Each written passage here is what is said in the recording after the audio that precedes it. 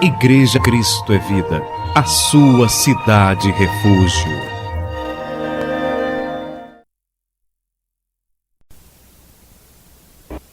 No livro de Êxodo, capítulo 20. Êxodo 20.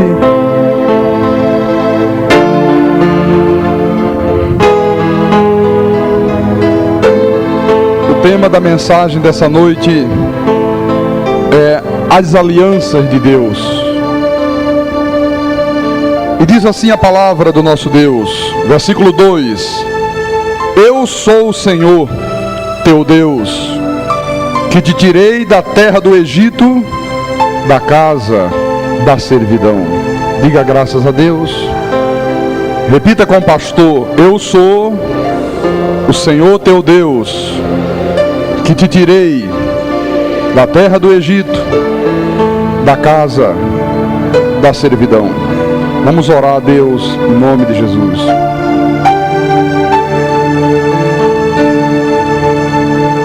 Senhor Jesus Cristo, Deus bendito, Deus amado, nós estamos aqui reunidos mais uma vez, Senhor, no teu santo templo, na tua casa, porque o Senhor nos reconciliou consigo mesmo através da palavra da reconciliação, o evangelho das insondáveis riquezas de Cristo, aquele evangelho que o Senhor revelou ao apóstolo São Paulo para a tua igreja, para nós, o povo de origem gentílica, aqueles que já existiam contigo desde antes da fundação do mundo, aqueles cujos nomes o Senhor escreveu no livro da vida antes da fundação do mundo, e que o Senhor mesmo disse: ninguém poderá apagar, ninguém mais apaga. Os teus eleitos, os teus escolhidos, os teus predestinados, aqueles que são propriedade exclusiva tua, aqueles que um dia, meu Senhor, já foram ensinados por ti no concílio eterno, e hoje o teu Espírito nos ensina verdades profundas da tua palavra, para que nós possamos ter a nossa vida edificada sobre a verdade. O Senhor disse, Jesus: conhecereis a verdade e a verdade vos libertará. Nós estamos, Senhor, agora com os nossos ouvidos espirituais prontos para ouvir a tua voz, não para ouvir a voz de um homem, não, mas ouvir a voz que vem de Deus através de um homem. Ouvir a palavra da verdade, a palavra que dá vida, a palavra que dá herança, a palavra que edifica, a palavra que liberta, meu Senhor, e que nos faz pessoas de vida sobremodo excelente. Então fala-nos nessa noite, Espírito Santo, ensina-nos mais ainda, para que nós possamos crescer dia após dia no teu conhecimento. Nós te pedimos isso em nome de Jesus, e que todos que creem digam amém e amém. Graças a Deus, graças a Deus, graças a Deus. Então, meus amados irmãos, igreja de propriedade exclusiva do Deus Todo-Poderoso, igreja sem mácula, sem ruga, virgem santa, preparada para um só marido, para um só esposo. Nós vamos falar nessa noite, meus irmãos amados, da relação entre Deus e o homem, entre o Criador e a sua criatura. E é muito importante você saber como é que ao longo da história, da história bíblica, como é que Deus tem se relacionado com o seu povo. Aqueles que a Bíblia diz, um povo de propriedade exclusiva de Deus. Porque, à primeira vista, dá-nos uma impressão que, para Deus se relacionar com o homem, Deus depende do querer do homem. Dá uma sensação que, para que haja um relacionamento entre o pai e os filhos, entre o Criador e a sua criatura, que Deus fica na dependência de um homem querer ou não querer este relacionamento, que é o que comumente se diz, se chama de livre-arbítrio. Mas isto não é verdade. Isto é uma mentira de Satanás que foi introduzida na igreja de Jesus Cristo. Porque a história bíblica mostra, meu irmão, que este relacionamento entre Deus e os homens sempre foi estabelecido através de pactos, através de alianças. Ou seja, Deus estabeleceu, Ele próprio, como Deus soberano que é, a forma dele se relacionar com nós, os seus filhos. Isso foi Deus que estabeleceu. Então, o que é um pacto? O que é uma aliança?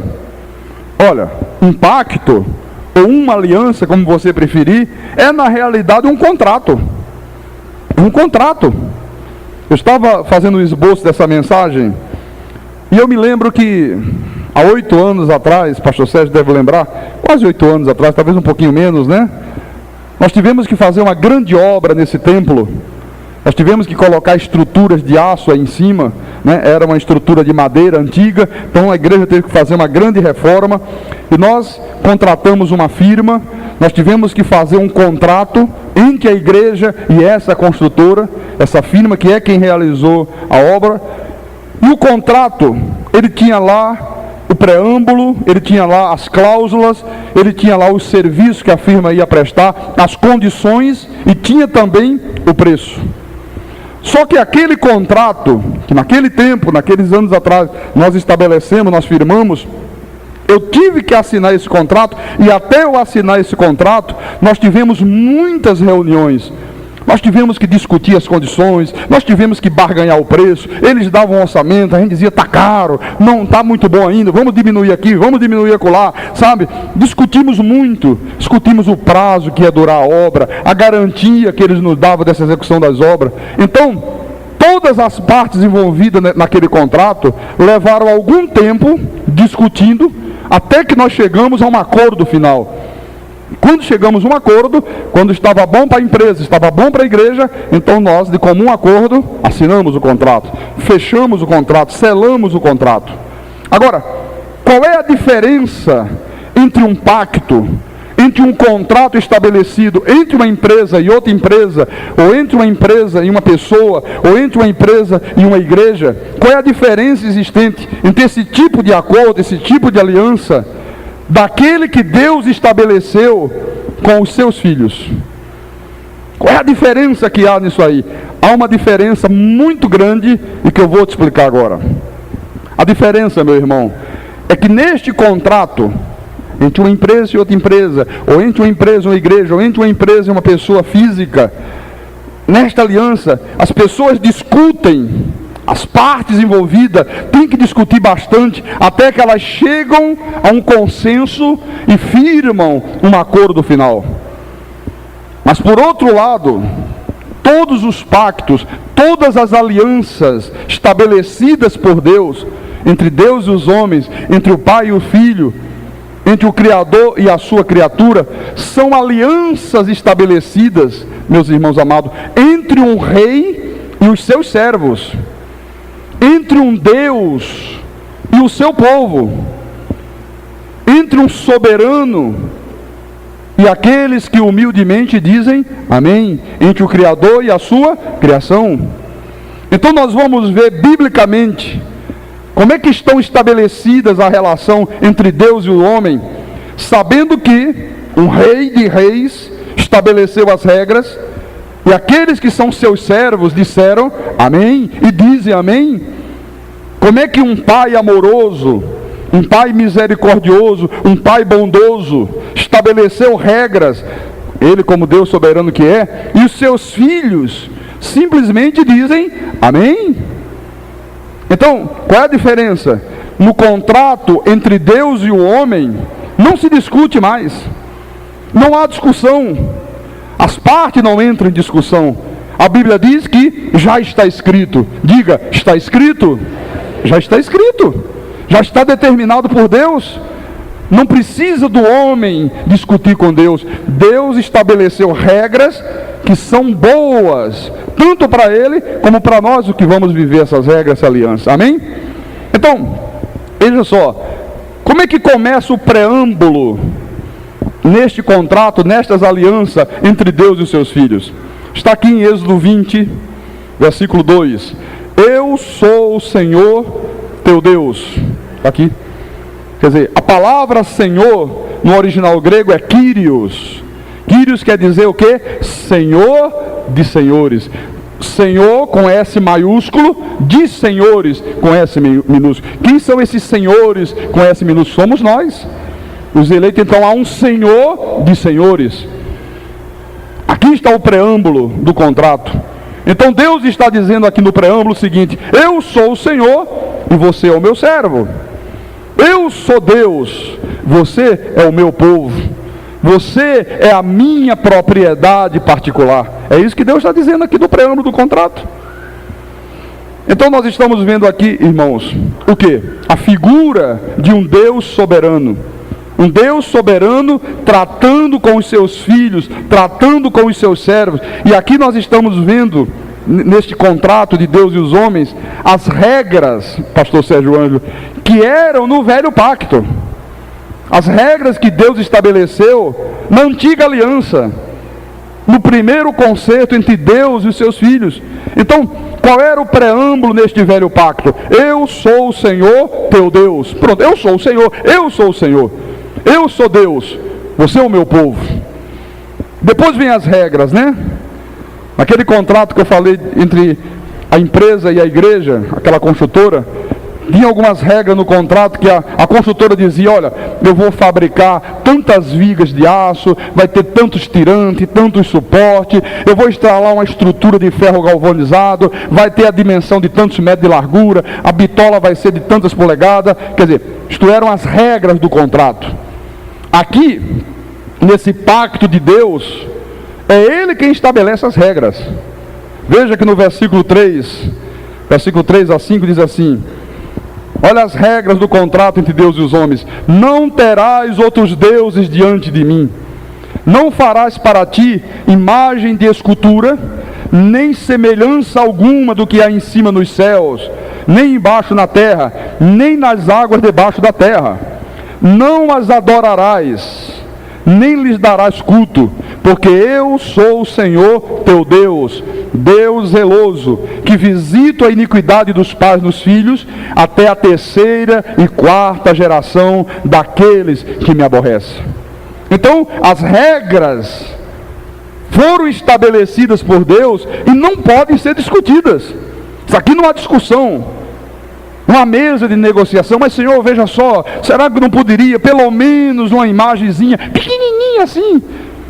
Será que não poderia o Senhor abrir uma concessão? Não, Deus estabeleceu regras neste relacionamento, neste acordo, neste contrato, nesta aliança, e não há discussão.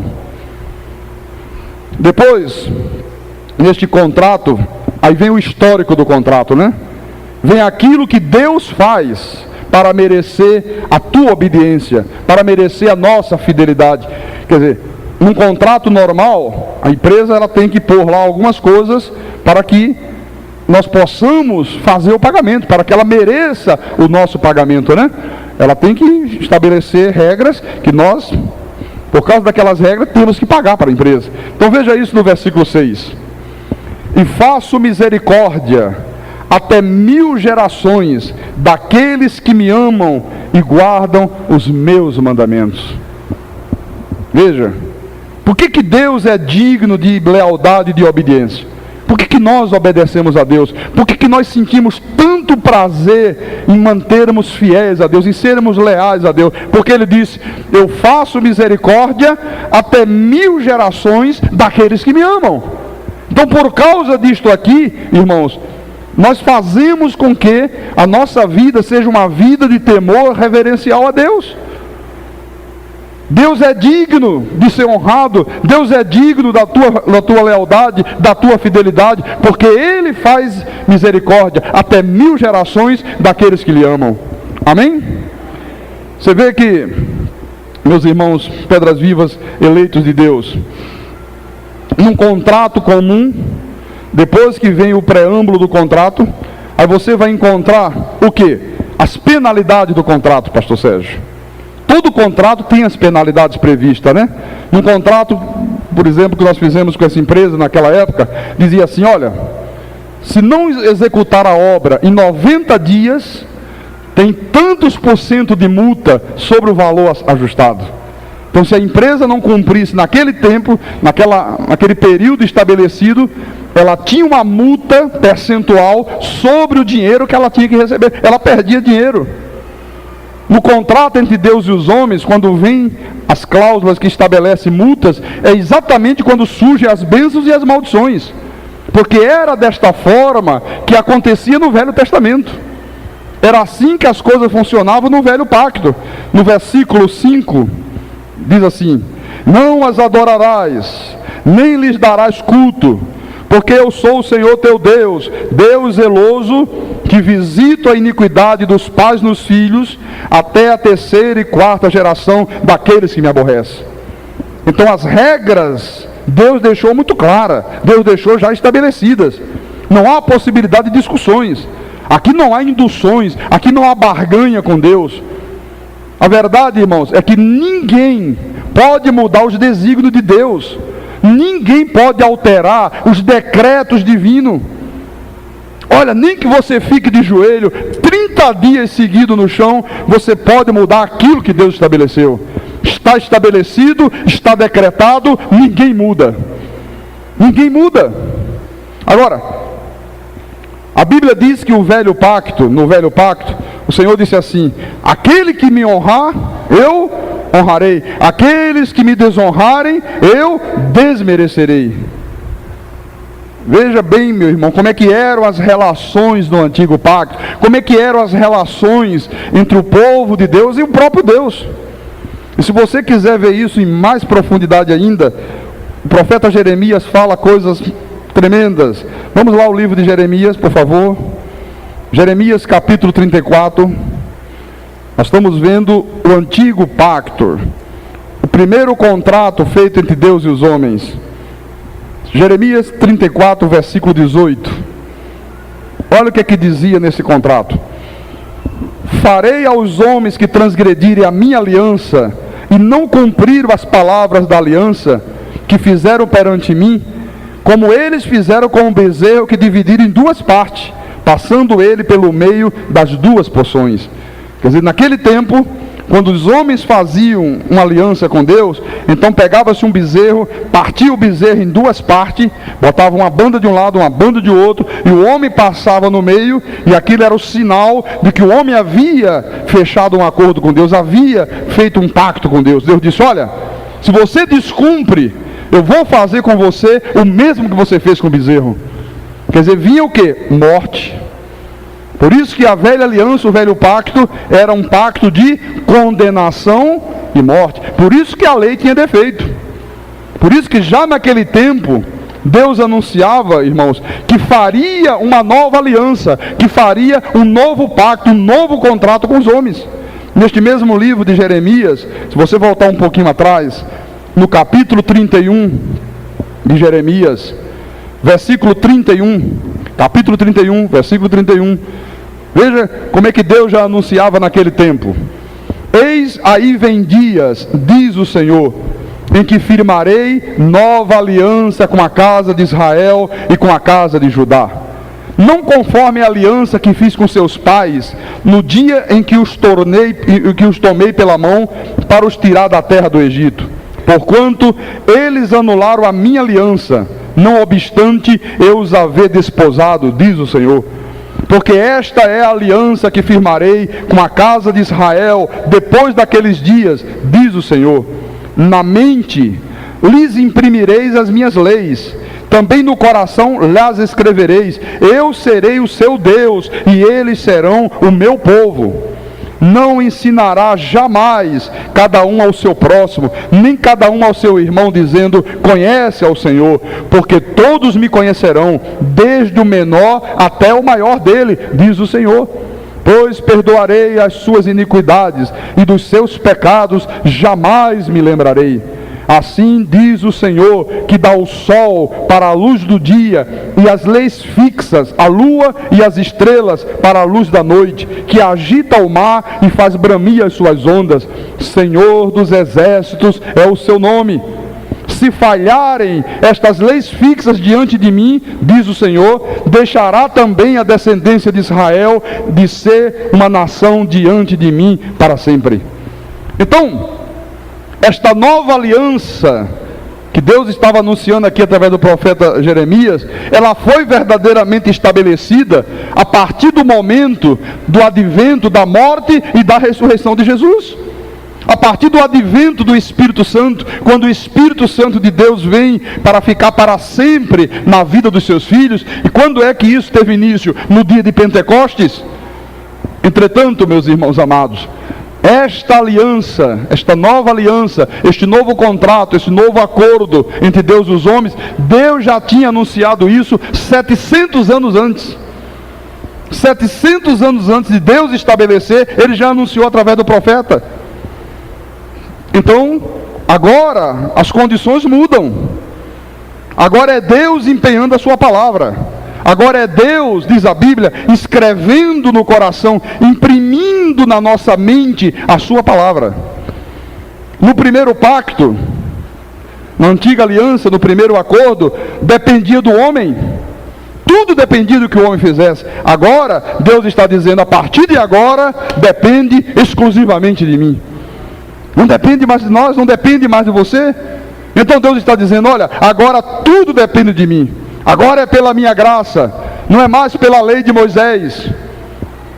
Irmãos, e para que você tenha absoluta confiança nesta verdade, para que você saiba que Deus não muda, para que você saiba que Deus não falha, que se você for infiel, Ele permanece fiel. Você sabe o que Deus disse aqui? Não sei se você prestou atenção. Ele disse, olha, se algum dia o sol não aparecer mais para dar luz ao dia, se algum dia a lua e as estrelas não iluminarem a noite, se algum dia o mar deixar de bramir as suas ondas, então vocês deixarão de ser o meu povo, vocês deixarão de ser a minha propriedade exclusiva.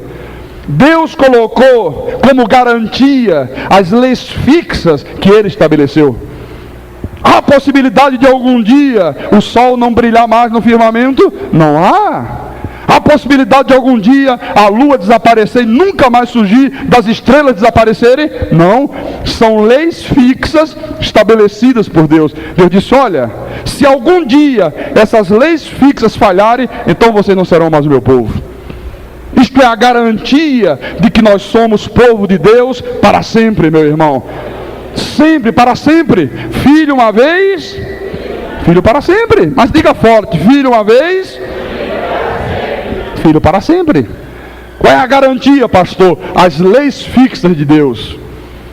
As leis fixas. Mas não há possibilidade de amanhã deixar de ser povo de Deus. Não há possibilidade. Não existe essa possibilidade.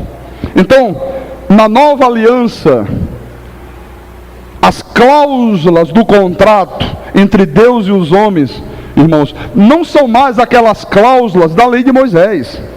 Agora, são aquelas estabelecidas na dispensação da graça de Deus. São novas cláusulas, são novas regras estabelecidas pelo próprio Deus. Por isso que no livro de Hebreus, Paulo começa a mostrar essa coisa maravilhosa.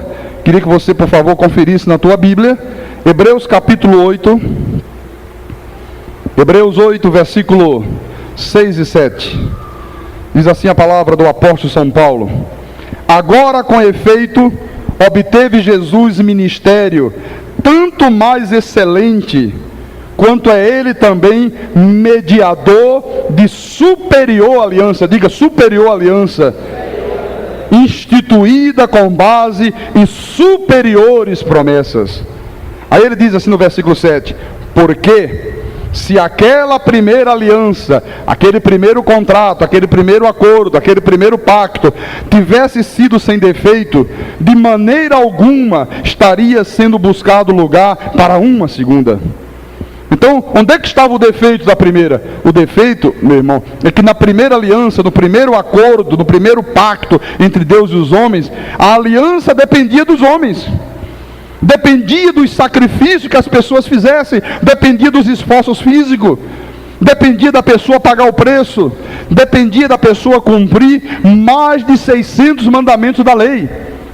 E dizia, olha, se deixar de cumprir um só, se tornou culpado de todos.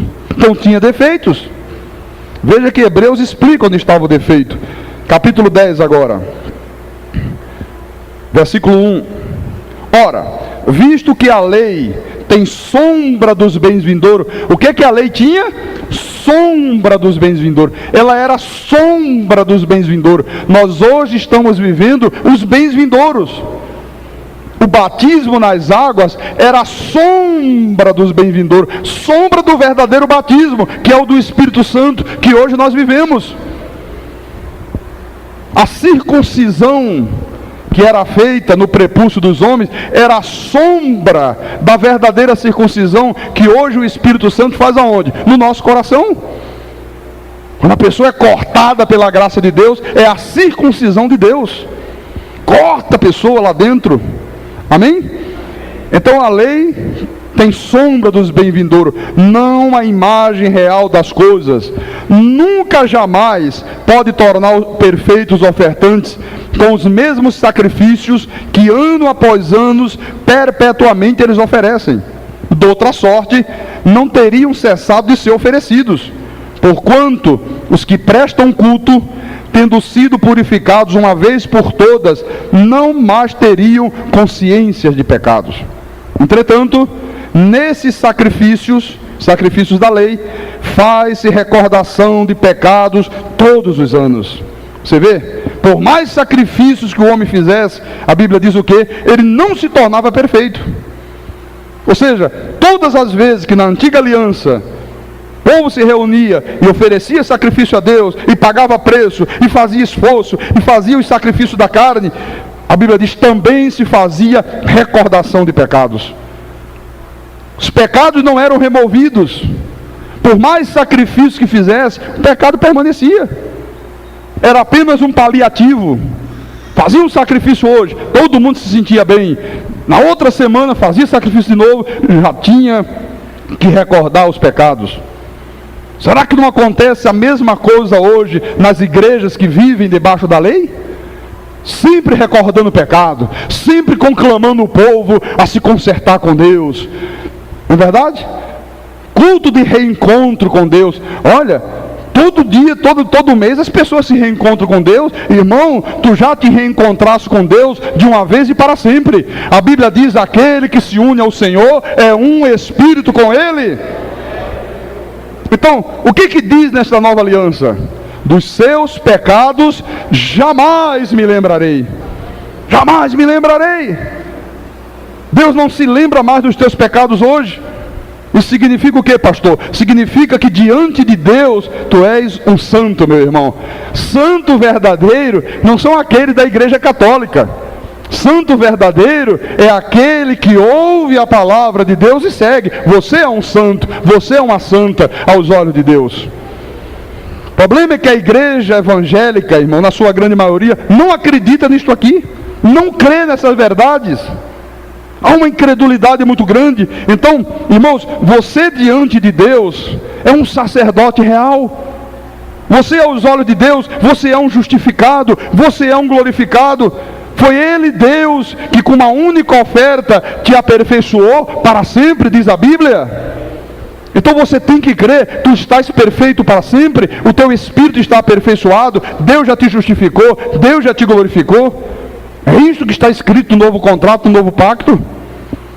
Então, foi Deus que quis assim, meu irmão. Foi Ele que decidiu fazer uma nova aliança. Não foi o pastor Carlos Magno que decidiu isso. Uma nova aliança, diferente daquela aliança que Ele havia estabelecido com o povo judeu no passado. Ele diz assim, pastor Carlos está trazendo umas novidades. Eu não estou trazendo novidade nenhuma. Ele está dizendo que não tem mais que pagar preço. Não sou eu que estou dizendo, é Deus que está dizendo. Eu estou apenas lendo o que está na Bíblia.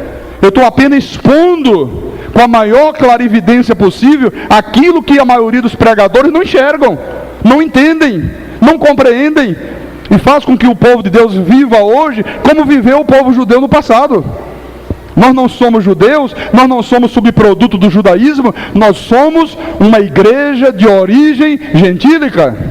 Agora, veja que no versículo 4, diz assim, porque é impossível, diga, é impossível, O que é impossível, pastor? Que o sangue de touros e de bodes remova pecados.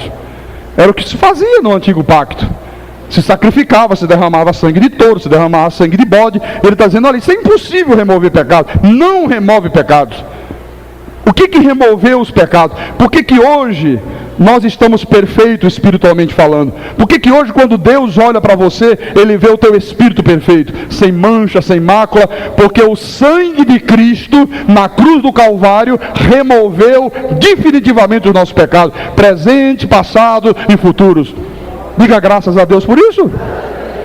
Então não adianta as pessoas ficarem por aí nas encruzilhadas, sabe, matando galinha, matando boi, matando cabrito. Nada disso remove pecados. Não remove, já foi removido através do sangue de Cristo. No versículo 5 diz assim: por isso, ao entrar no mundo, diz: sacrifício e oferta não quisestes. Depois de dizer como acima, sacrifícios e ofertas não quiseste, nem holocaustos e oblações pelo pecado, nem com isto te deleitastes, coisas que se oferecem segundo a lei, então acrescentou: eis aqui estou para fazer, ó Deus, a tua vontade. Remove o primeiro para estabelecer o quê? O segundo. Então, enquanto o primeiro pacto não for removido, a lei, os sacrifícios, os jejuns, os batismos, né? Batismo de água, batismo disso, o sabatismo, a guarda do sábado. Enquanto você não remover isso da tua vida, o segundo pacto, a segunda aliança, não pode ser estabelecida. É isso que ele está falando aqui. A Bíblia diz: viverá por fé. Pergunta ao irmão do lado: você já removeu o primeiro? Você já removeu o primeiro pacto? Você já tirou da tua vida o primeiro? Você já estabeleceu o segundo?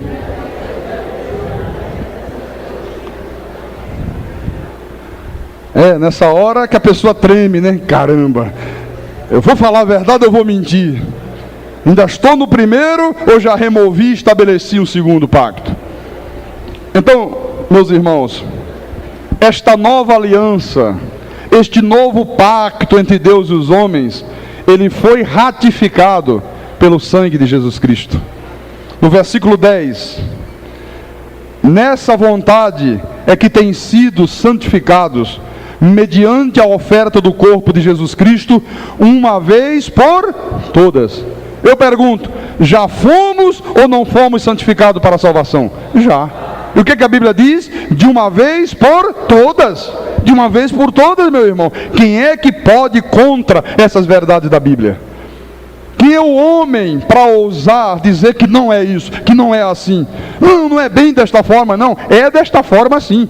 Está escrito e eu creio. Está na Bíblia e eu creio. Depois no versículo 14. Porque com uma única oferta. Qual foi essa única oferta, hein? O sacrifício do corpo de Jesus. Por isso que Deus se fez homem. Por isso que Deus assumiu um corpo. Para que o seu corpo representasse o sacrifício perfeito de um cordeiro perfeito, de um cordeiro sem mácula, de um sangue que não tinha a contaminação do pecado. Não era o sangue de um animal, não era o sangue de bode, não era um sangue de touro, era o sangue do próprio Deus. Então, com a única oferta, aperfeiçoou até a semana que vem, às 3h40 da tarde de sexta-feira. É isso que está na Bíblia? Não, aperfeiçoou para sempre. Quantos estão sendo santificados? Aí você diz: pastor, se Deus me tornou perfeito, se Ele me aperfeiçoou para sempre, então por que aqui nós ainda estamos sendo santificados? É que a Bíblia fala, irmãos, de dois tipos de santidade.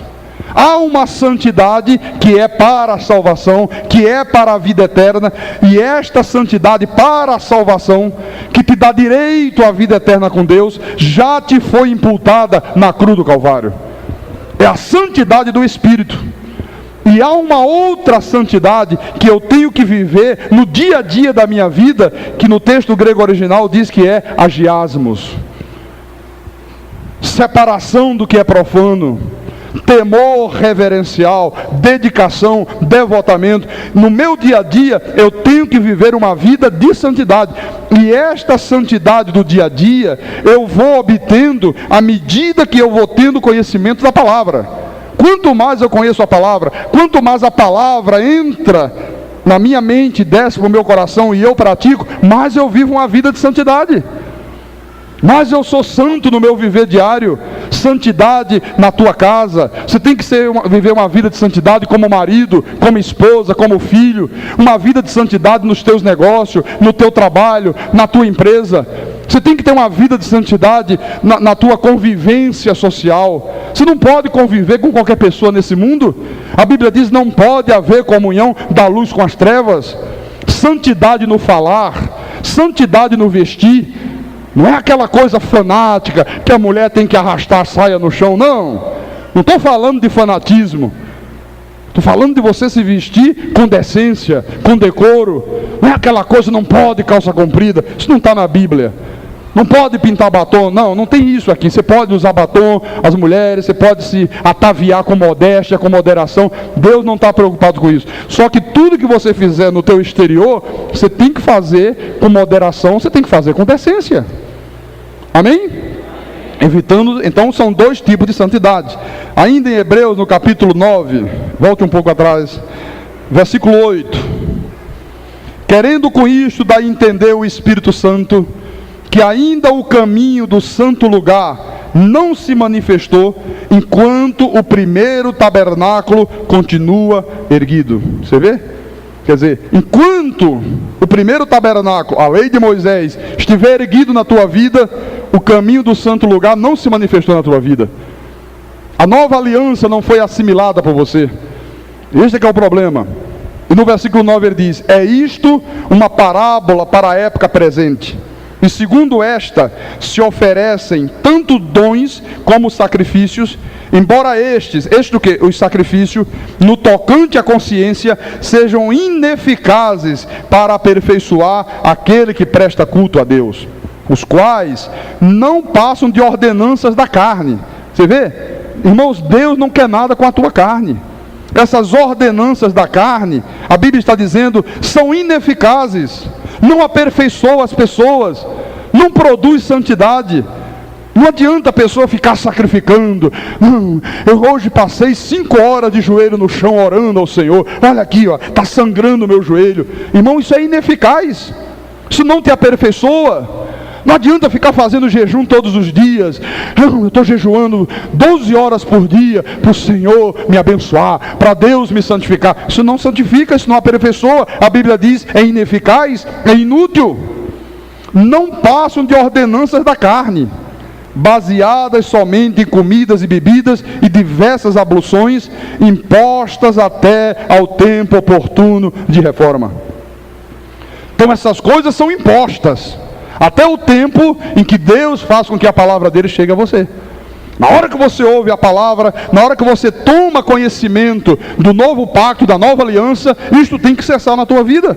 Você diz: opa, não aceito mais, porque é uma coisa imposta, é debaixo de ameaça. Olha, se você não fizer isto, o diabo vai te pegar. Se você não jejuar, você fica fraco na fé.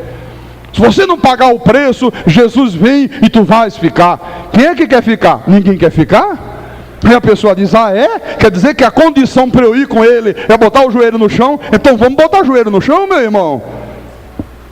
Olha, se usar a calça comprida, o Espírito Santo saiu da tua vida. Ah, quer dizer que a condição para o Espírito Santo não sair é eu não usar a calça comprida? Aí ninguém usa mais calça comprida.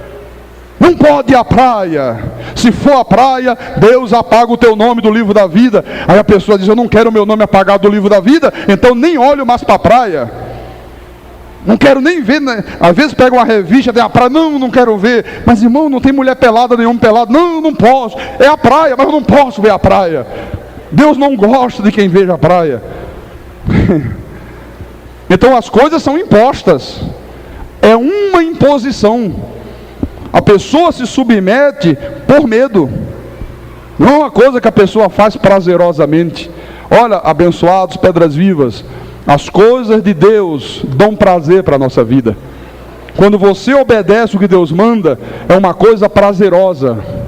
Eu duvido, a não ser que a pessoa seja desonesta espiritualmente, e muitos são, que uma pessoa que vive debaixo da lei, que ela diga que sente prazer nisso. Duvido, não sente prazer. Por isso que é um povo triste, é um povo carrancudo, é um povo angustiado, é um povo nervoso, irado, porque aquilo que você faz por obrigação te ira. Você por dentro você está contrariado, meu irmão. É uma coisa obrigada a fazer por obrigação, ou não é? É. Então, nós estamos vivendo, meus irmãos amados, o tempo oportuno da reforma.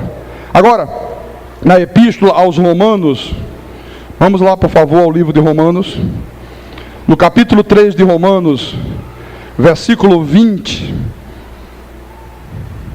em diante, Paulo diz assim: visto que ninguém será justificado diante dele por obras da lei, em razão de que, pela lei, vem o pleno conhecimento do pecado.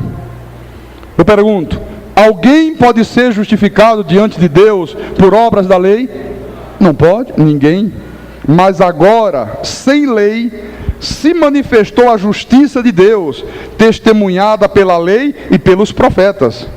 Justiça de Deus mediante a fé em quem?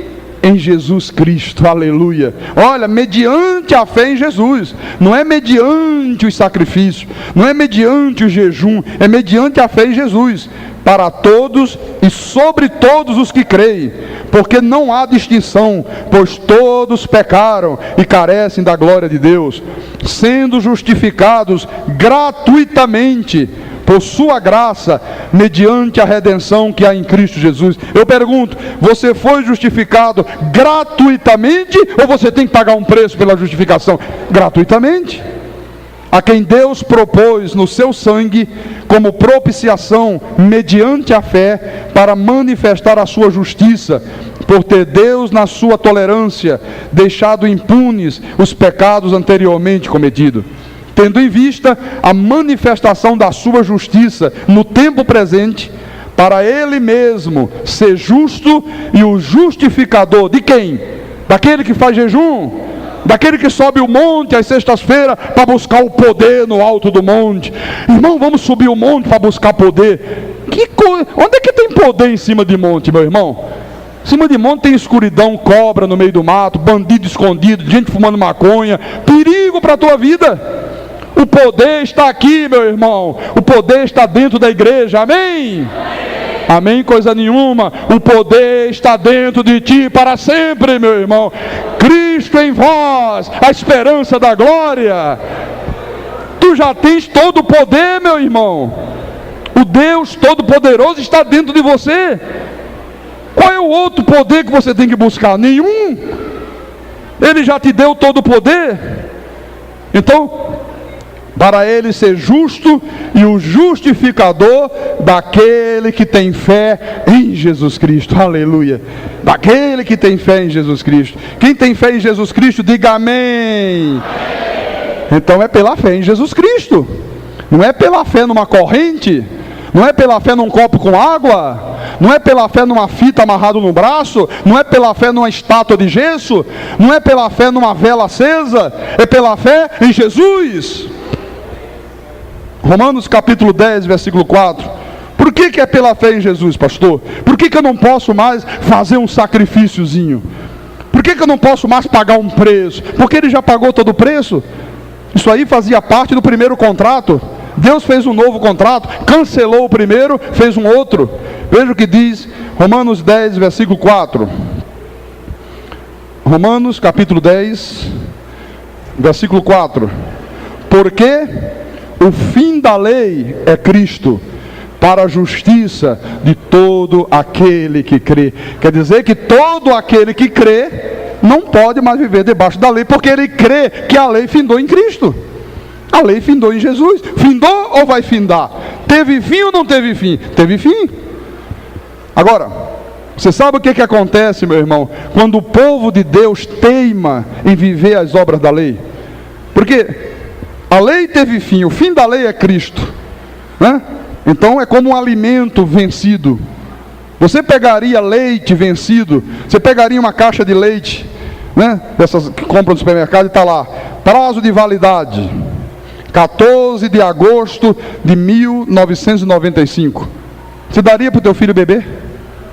Como é que tem gente aí tomando leite que venceu há 2.000 anos atrás? Como é que pode isso? Comida estragada, prazo de validade venceu em Cristo, meu irmão. Está lá, perdeu a validade, não serve mais, vai te fazer mal. Pastor, e quando a pessoa teme comer esse alimento com data de validade vencida, o que acontece? O que acontece eu vou te mostrar. Abra no livro de Gálatas, capítulo 3, versículo 10. Veja as consequências disso.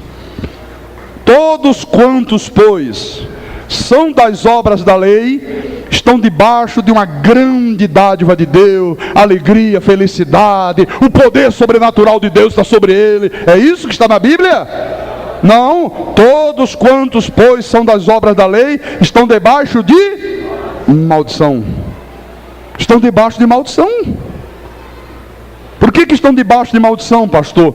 Irmãos, porque a lei, quando você desobedecia, vinha maldição sobre a tua vida. São mais de 600 mandamentos. Se não cumprisse os 600 e tal, Deus dizia, olha, vem maldição sobre você. Ninguém conseguia cumprir. Era imperfeita, era ineficaz. Então quem teima em viver hoje debaixo das obras da lei, está debaixo de maldição. Por isso que o povo de Deus vive uma vida tão sofrida. Por isso que você vê o povo de Deus aí sofrendo as pampas. Um povo para baixo, um povo que não prospera, um povo que não vive como cabeça, um povo cheio de doenças, cheio de enfermidade, um povo que tem medo de demônio, tem medo de diabo, tem medo de pastor, tem medo de tudo, vive debaixo de maldição. Quantos lares destruídos, quantos casamentos desfeitos, casais crentes em Jesus, meu irmão, de repente se separa. Essa era uma das maldições da lei. Era a separação, os adultérios, as fornicações, a prostituição. Tudo isso fazia parte das maldições da lei.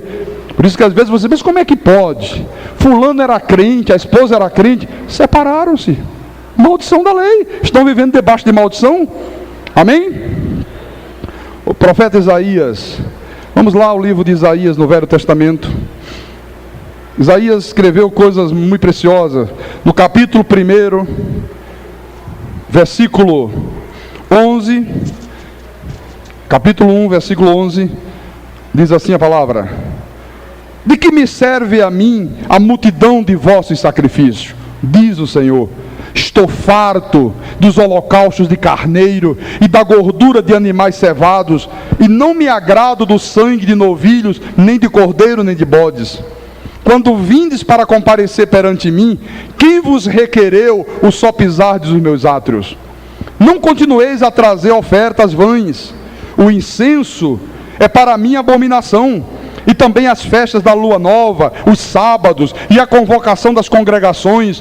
Não posso suportar a iniquidade associada ao ajuntamento solene. Veja, como é que nós vivemos neste novo pacto? É por holocaustos? É por sacrifício? É por guarda de sábado? É por dia de festa, de lua? Não. Nós vivemos como, pastor? Volte para Romanos. Romanos capítulo 16. É o último capítulo da epístola de Paulo aos Romanos, versículo 25. Olha como é que nós vivemos hoje. Ora, aquele que é poderoso para vos confirmar, segundo o meu evangelho. Olha o que é que Paulo diz: olha, Deus te confirma como eleito, como predestinado, como pedra que vive, pelo meu evangelho, o evangelho que ele pregava, e a pregação de Jesus Cristo, conforme a revelação do mistério, guardado em silêncio nos tempos eternos, e que agora se tornou manifesto e foi dado a conhecer por meio das escrituras proféticas, segundo o mandamento do Deus eterno, para a obediência por fé entre as nações. Então, neste novo pacto, que é um pacto de melhores e superiores promessas, de um evangelho que traz para a igreja de Jesus a revelação dos mistérios que estavam guardados em silêncio desde os tempos eternos. Tudo Deus vai te revelando para que você obedeça esta palavra mediante a fé. Você tem que viver por fé, obedecer o evangelho. Você tem que crer naquilo que está escrito. Por isso que nós temos o hábito na nossa igreja de dizer: se está na Bíblia, eu creio.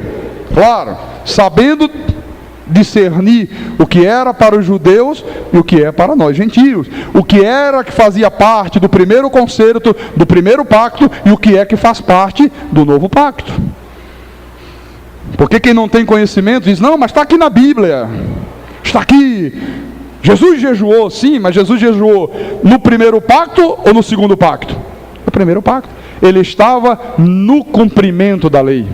Ele estava cumprindo a lei. Ele era o meu substituto, o teu substituto. Tudo que ele fez foi em teu lugar. Foi para que nós não precisássemos mais fazê-lo hoje. Nessa mesma epístola de Romanos, vem agora comigo ao capítulo 1 de Romanos, versículo 16 e 17. Paulo disse assim: pois não me envergonho do evangelho. Você sabe que uma grande maioria dos crentes se envergonha do evangelho? Tem vergonha da palavra? Se envergonha de dizer eu sou um predestinado? Se envergonha de dizer que Deus é soberano? Se envergonha de dizer que o diabo não pode mais tocar?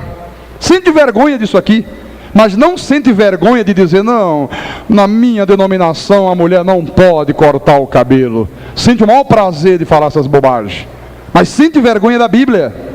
Sente vergonha do evangelho que está nas 14 epístolas. Você chega para um irmão da lei e diz: irmão, tu és um abençoado. Não sou. Que história é essa de abençoado para o meu lado? Vê lá, hein? Eu que não pago o preço não para ver se Deus me abençoa. É assim ou não é assim? É assim. Então Paulo disse: olha, eu não me envergonho do evangelho, porque é o poder de Deus para a salvação de todo aquele que crê, primeiro do judeu e também do grego, visto que a justiça de Deus se revela no evangelho de fé em fé, como está escrito: o justo viverá por fé. O justo viverá por fé. Então, meus irmãos amados, a lei e o sacerdócio do antigo pacto, o sacerdócio mosaico, foi completamente removido da igreja. E foi estabelecido o quê? Um novo pacto. Hoje nós vivemos uma nova aliança, um novo sacerdócio. No antigo pacto, os sacerdotes eram num número muito pequeno.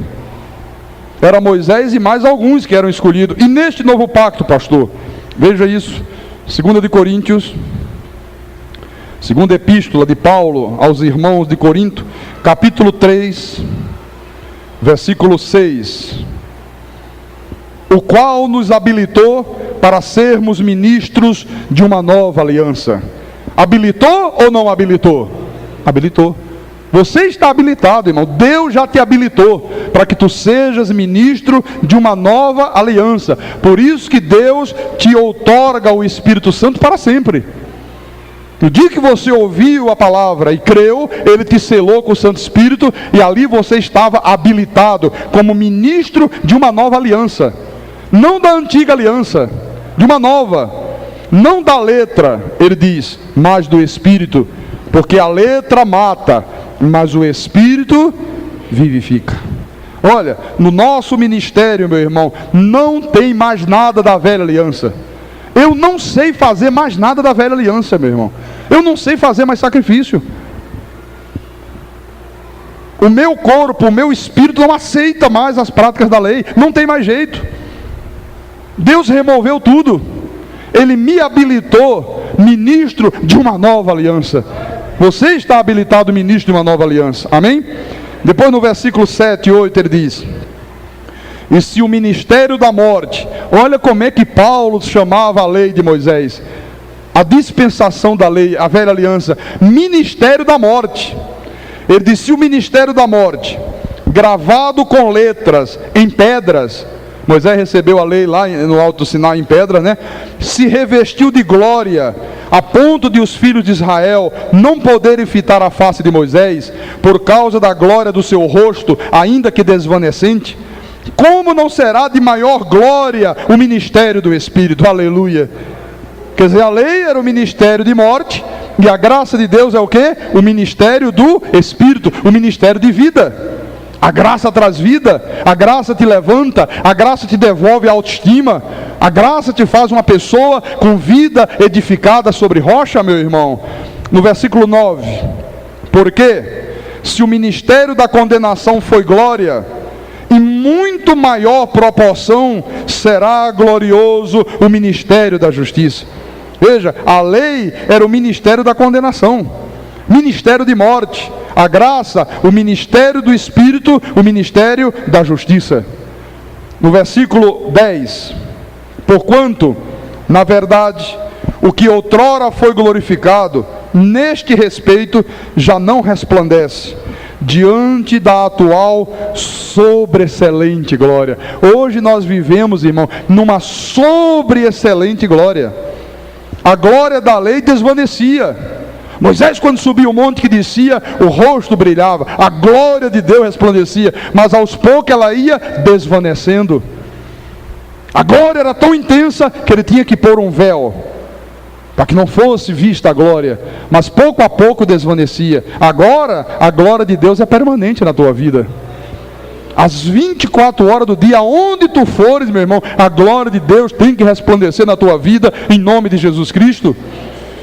E no versículo 11 ele disse, porque se o que desvanecia teve sua glória, muito mais glória tem o que é permanente. Aleluia! Então a graça de Deus é o quê? Uma sobreexcelente glória, e a Bíblia diz que ela é permanente. Se ela é permanente, eu pergunto para você, a graça de Deus acaba? Responda, é permanente? Forte, igreja, a graça de Deus acaba?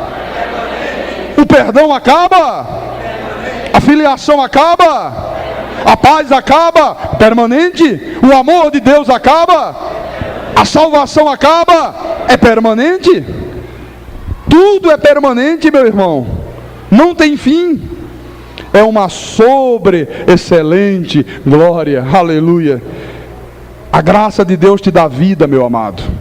A graça de Deus faz você sentir prazer de vir à igreja. A graça de Deus te dá ânimo. A graça de Deus te dá alegria, te dá conforto, te dá segurança, te dá paz. A graça de Deus faz com que tu saibas qual é a tua verdadeira posição espiritual neste mundo. Que tu és um filho amado de Deus, que tu és um bendito do Pai, que Deus te ama, que Deus não te deixa desamparado nunca na tua vida. Que filho uma vez, filho para sempre. Na lei não tem isso.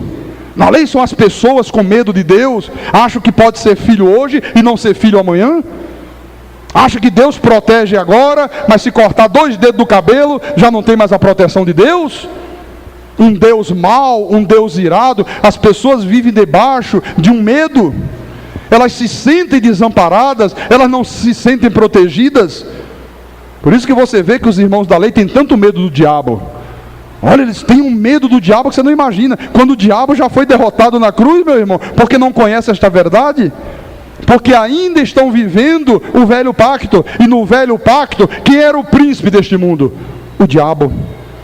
Mas quando Jesus ia para a cruz, o que é que ele disse? Agora o seu príncipe será expulso. Eu pergunto, foi expulso ou vai ser expulso? Foi expulso. Agora esse mundo não tem príncipe, esse mundo agora tem um rei de reis, um senhor de senhores, aleluia. Eu quero terminar a minha mensagem no livro de Gálatas, capítulo 2, versículo 21. São palavras do apóstolo Paulo. Ele, como homem escolhido por Deus para receber o evangelho da graça de Deus, o contrato, o novo contrato entre Deus e os homens, Paulo disse, não anulo a graça de Deus, pois se a justiça é mediante a lei, segue-se que morreu Cristo em vão. Paulo disse, olha, eu não anulo, Eu não anulo esta graça é a verdade. Porque se não for por graça, se é mediante as obras da lei, Paulo diz, então Cristo morreu em vão. Se alguém diz, o diabo vai te pegar, você diz, então Cristo morreu em vão. Então para que Cristo morreu na cruz, meu irmão? Se alguém diz, irmão, você tem que fazer muito pela tua salvação, você tem que dizer para a pessoa, então Cristo morreu em vão? Porque o que Cristo fez já foi o suficiente. Ele te aperfeiçoou para sempre. Ele já fez tudo o que precisava ser feito. Se alguém chega para você e diz, irmão, olha, você tem que pagar o preço, diga, então Cristo morreu em vão? Se eu tenho que pagar o preço, então de que adiantou Jesus pagar o preço? Então de que adiantou Jesus vir ao mundo? De que adiantou a sua morte de cruz? É isso que Paulo está dizendo aqui? Paulo disse, olha, eu não anulo. Paulo estava dizendo aos judeus, se eu der ouvidos a vocês, se eu não me firmar nessa verdade aqui, então Cristo morreu em vão? Se eu continuar praticando aquilo que eu praticava antes, Paulo era um zeloso praticante da lei, Paulo era fiel à lei, ele disse, olha, mas agora o Senhor me apareceu e me revelou que há uma nova aliança, que foi estabelecido um novo pacto entre Deus e os homens. Se eu não viver por este novo pacto, então Cristo morreu em vão? Então a vinda de Deus ao mundo na forma de homem foi uma brincadeira? Foi um espetáculo para aquele povo daquela época, não teve nenhuma serventia, não teve nenhuma validade. Mas a verdade é que Cristo não morreu em vão. Diga graças a Deus por isso. Cristo não morreu em vão, meu irmão. Se você viver debaixo de obras da lei, para você Cristo morreu em vão. Você está profanando o sangue da aliança. Você está ultrajando o Espírito da graça de Deus. Quem tem ouvidos para ouvir, que ouça o que o Espírito Santo falou à igreja nesta noite, em nome de Jesus. Amém.